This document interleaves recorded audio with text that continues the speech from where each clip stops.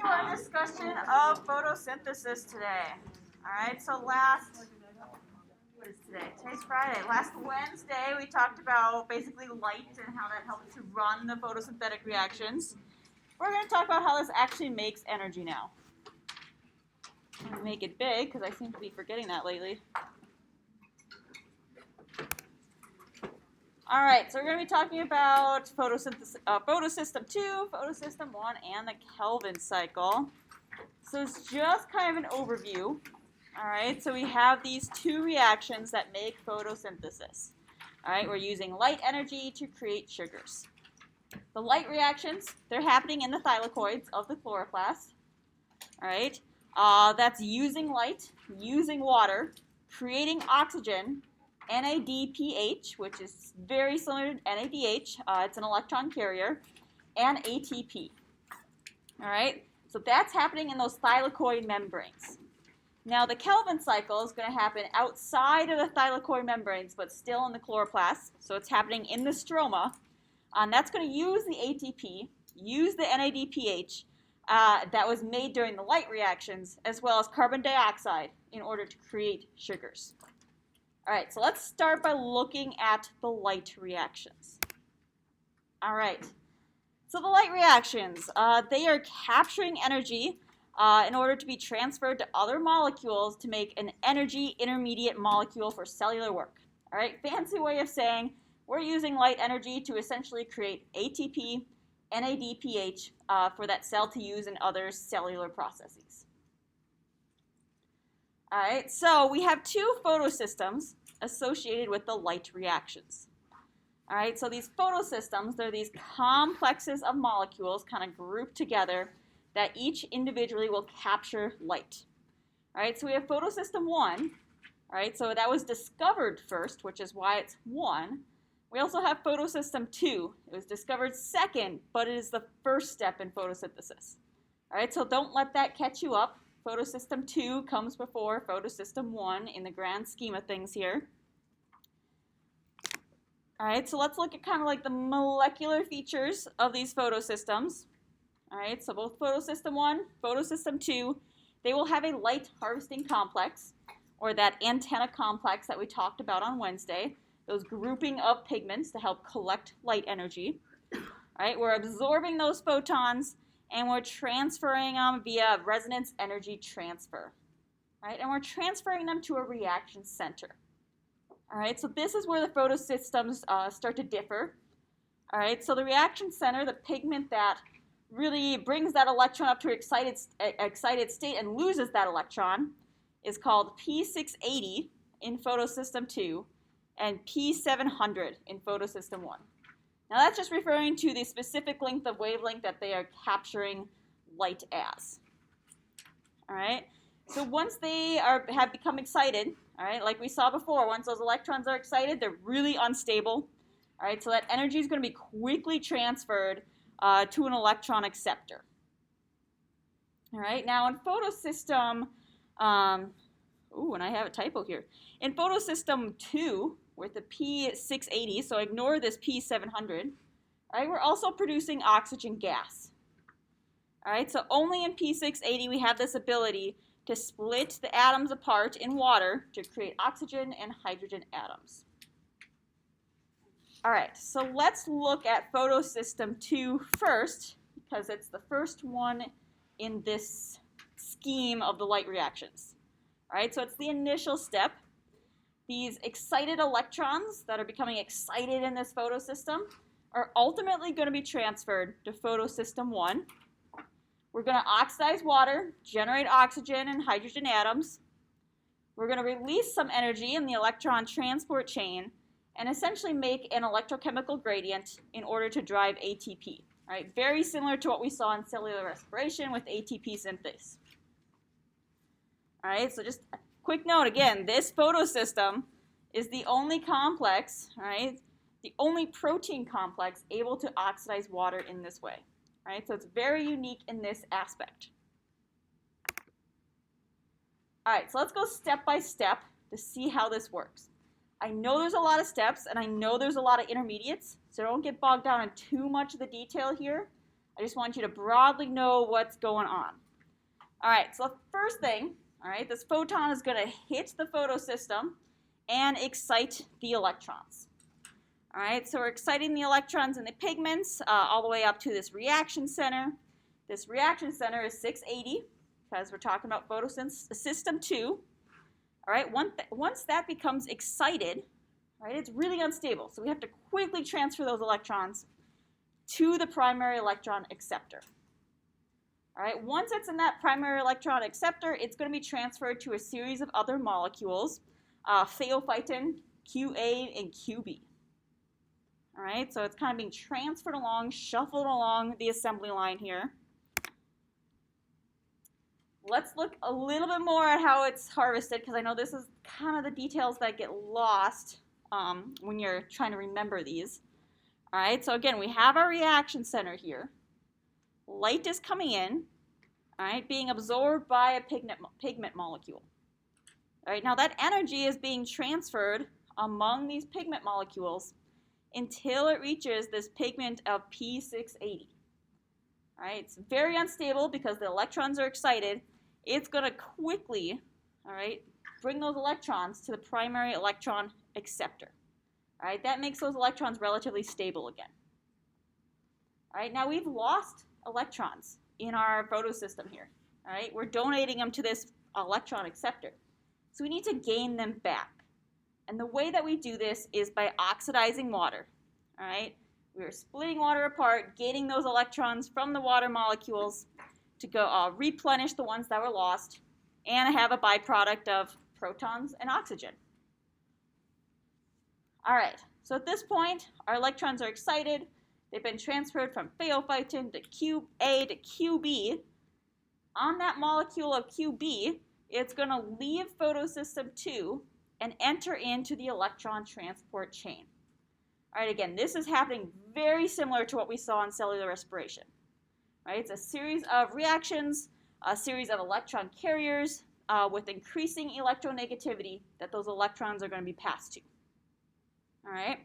Now, as part of this process of passing those electrons through this chain, we are using that energy that's created to drive protons into the lumen, all right? Mostly via this cytochrome complex here, all right? So we're setting up an electrochemical gradient very much like we saw in cellular respiration. And ultimately, we're going to use that to make ATP in the same exact manner using ATP synthesis. All right, so that's photosystem 2. All right, so electrons have been excited. They've been transferred from molecule to molecule. They've gone through the electron transport chain. All right, and now those electrons are going to end up in photosystem 1. All right, now the primary role of photosystem 1 is to make NADPH. All right, and what really differs it from photosystem 2 is that that pigment that excites that electron to that higher state is P700. All right, so we have a reaction center. All right, that P700 is releasing the electron into that higher energy state. It's being captured by other molecules. All right, because remember, it's very unstable. It has to be captured right away. And eventually it's going to end up going through another sort of electron transport chain in this molecule called ferredoxin. All right, once it's at ferredoxin, we have an enzyme called NADP plus reductase that's going to come in and proton 2 electrons from that ferredoxin, all right, those same electrons that have been transferred all the way from photosystem 2, are going to combine with NADP plus to form NADPH. All right, so that's the ultimate result of these light reactions here, is to make this NADPH. All right, now again, we're still anchored in that thylakoid membrane here. All right, so these are anchored in the thylakoid membrane. The photosystem 1 is anchored in thylakoid membranes, but this NADPH is being released into the stroma. All right, so we call this process the Z scheme of photosynthesis, right? Because it resembles kind of the Z zigzag shape of an energy curve. All right, so through these light reactions, this electron is increasing and decreasing in energy. All right, so we start here at photosystem 2. It's being excited to this higher energy state. All right, goes through the electron transport chain, ends up in photosystem 1. Again, it's being re-excited by protons, going into yet another high energy state, and ultimately ending up in NADPH. All right, so I found when I first learned how to remember photosynthesis, this Z scheme really helped me visualize what was going on. All right. This is just another depiction of it that I threw in there because I think multiple pictures can really help get the point across here. All right, same thing going on here with our Z scheme. All right, now during these light reactions, as I mentioned, we're setting up that electrochemical gradient, right? Because we're going to synthesize some ATP out of the light reactions. And that's going to be done via the same format, chemiosmosis, but because we're using photosynthesis to do this, it's labeled photophosphorylation. All right, it's driven by the flow of those protons from the thylakoid lumen into the stroma via ATP synthase. All right, so our ATP synthase molecules here, just like we saw in cellular respiration. Now our gradient so far has been generated in 3 ways. All right, the first is by the splitting of water. All right, so we had the splitting of water up here to replenish those lost electrons. All right, that's generating some protons. All right, the second is through the electron transport chain when we're pumping these electrons into the thylakoid lumen. All right, and then the third is actually from the creation of NADPH. All right, if we're taking a proton and sticking it to NADP+, we're still setting up that gradient because we're reducing the number of protons in the stroma. All right, so there's 3 ways that this has been set up, all in order to create this gradient in order to create ATP. All right, so this is another broad overview of the light reactions showing everything that's going on here. All right, from the excited molecule at P60 through phaeophytin, through QA, through QB. QB is moving it to the cytochrome complex where we have the electron transport chain. All right, those electrons are still moving forward to the photosystem 1 where they are re-excited, all right, going through another little electron transport chain and ending up at NADP+, or NADPH+. All right, and ATP is also formed as a result. So we have these 3 chemical products. Oxygen, all right, produced in the thylakoid by the splitting of water. NADPH, all right, produced as that ultimate electron acceptor from the light reactions. And ATP, all right, created by ATP synthase from that electrical chemical gradient that was set up. All right, so before we go on, I have a video that I think explains this very well. I'm going to make sure we have, I think we have the right speakers there. All right, now I linked this video in the additional resources because I think it's a great video. We're just going to watch the section on the light reactions. Membranes contain specialized molecules that work together to perform the light reactions. Light is absorbed by protein pigment complexes called photosystems. There are 2 photosystems, photosystem 1 and photosystem 2. The photosystems transform light energy to chemical energy by exciting and then shuttling electrons from molecule to molecule in a chain-like fashion on the thylakoid membrane. This process is called an electron transport chain. Let's take a closer look to see how this process works. First, photons of light hit chlorophyll, a light-absorbing pigment in photosystem 2. Electrons in the chlorophyll are excited to a higher energy level. The excited electrons are passed to an electron carrier. Meanwhile, water splits and releases electrons. These electrons replace those lost at photosystem 2. The byproduct of this reaction is oxygen, which is eventually released into the air. The other products are protons, or hydrogen ions, which are released into the inside of the thylakoid, or lumen.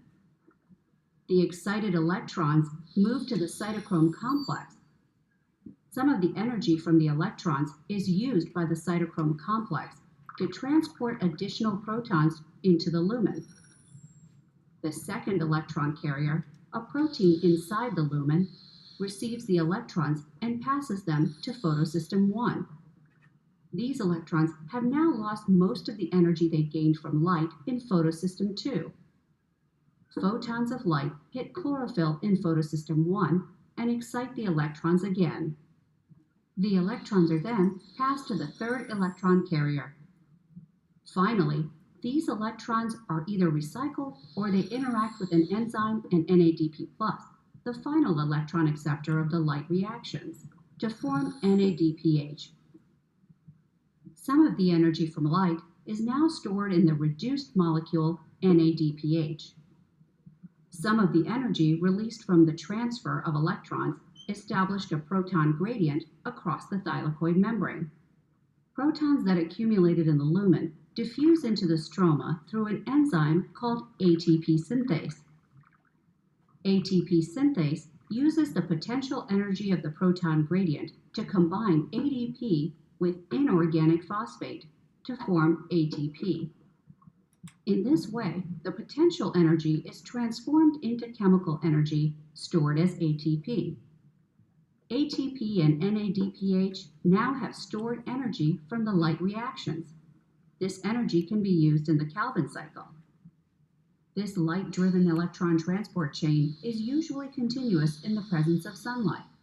It encompasses a series of chemical reactions that involve light absorption, energy conversion, and electron transfer carried out by the photosystems and other enzymes on the membrane of the thylakoids. All right, I'm going to stop it there. So any questions about the light reactions? All right, that was a little more simplified in this video here, but I think it gets that message across really well. All right, so if there's no questions, we're going to move on to the next step.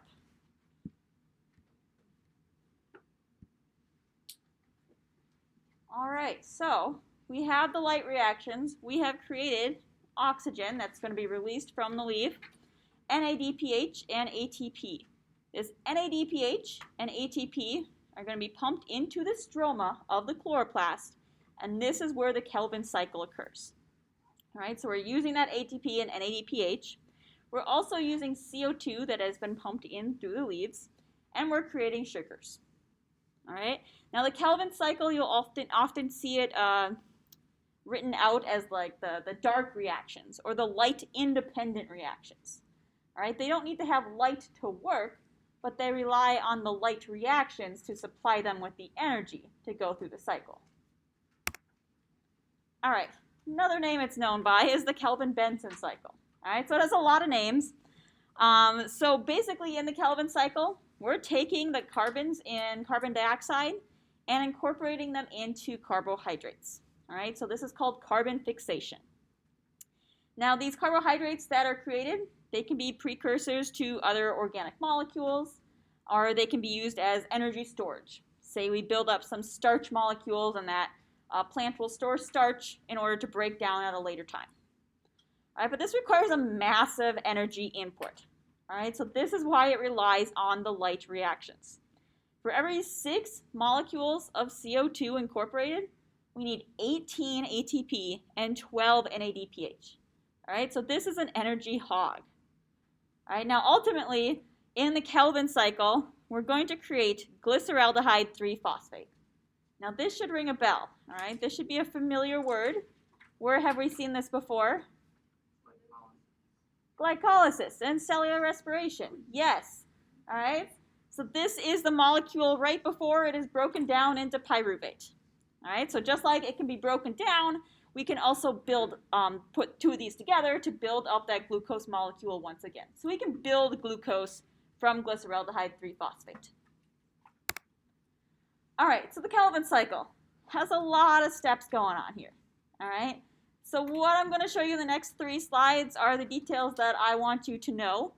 All right, so I don't expect you to know every single tiny thing in here. All right, but we basically have 3 phases. We have carbon fixation, reduction and carbohydrate production, and the regeneration of RUBP. All right, so phase 1, carbon fixation. All right, so this is where the CO2 is coming into the cycle, and it's being incorporated into this molecule called RUBP using an enzyme called rubisco. All right, so rubisco is catalyzing this reaction. Once they've combined together, all right, they're going to form this 6-carbon intermediate that's going to ultimately split into 3 molecules of phosphoglycerate, 3 phosphoglycerates. All right, so also known as 3PG. All right, easy way to say it there.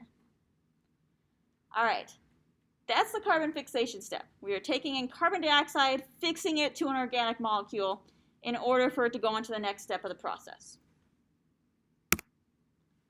All right, so the next step is the reduction and carbohydrate production. All right, so this is where we're using a lot of our energy in the Kelvin cycle. All right, we're turning this 3PG into 1,3-biphosphoglycerate. All right, now that's not shown on here, but that would be an intermediate right here. All right, but notice how much ATP we're using, 12 ATP to convert these 6 molecules. All right, it's a lot of energy. Now this 1,3-biphosphoglycerate, all right, is going to be reduced to glyceraldehyde 3-phosphate using that NADPH that we had just created in the light reactions. All right, so that's this step here. We're reducing it to the G3P. All right, so this G3P, the glyceraldehyde 3-phosphate, that's the end product of the Kelvin cycle. All right, that's where carbon has been fixed, and now this product can go on to synthesize other carbohydrates. All right, so in this example, we've taken 6 carbon dioxides, turned them into 12 glyceraldehyde 3-phosphates. All right, but not all of those are going to be used in the cell. All right, only 2 of these molecules are actually going to be used to synthesize carbohydrates. So a very small amount is being used.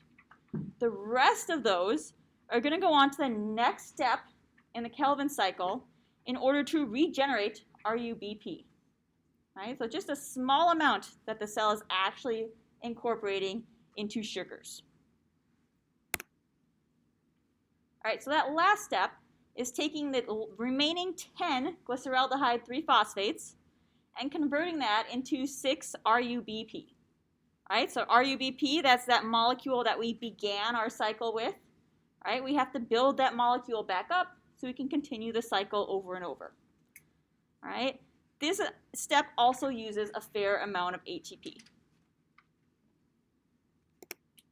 All right, so I think the Kelvin cycle is a lot easier to understand than the light reactions. There's just a lot more fancy words to go along with it, with all those molecules that are in between. All right, now that enzyme that helped fix CO2 to RUBP, that enzyme is rubisco, and rubisco is highly important. All right, so rubisco is short for ribulose 1,5-biphosphate carboxylase/oxygenase. All right, so that indicates that it does 2 different things. All right, it can fix CO2. It can also fix oxygen. All right, we're going to talk about fixing oxygen on Monday. All right, but rubisco is found in all photosynthetic plants, photosynthetic organisms that use the Kelvin cycle, and is thought to be the most abundant enzyme on Earth. All right, it's that important. All right, good. I was hoping we would have enough time today. So I have a class activity for you to go through, and it's going to be one of those where completed in class. If you complete it, I will give you 2 points. All right. It's also a great opportunity to review, especially the light reactions. One of the additional resources is this interactive game. All right. I tried out this game myself. I think it's fairly decent in terms of trying to memorize what is going on in photosynthesis. So I'd recommend checking that out.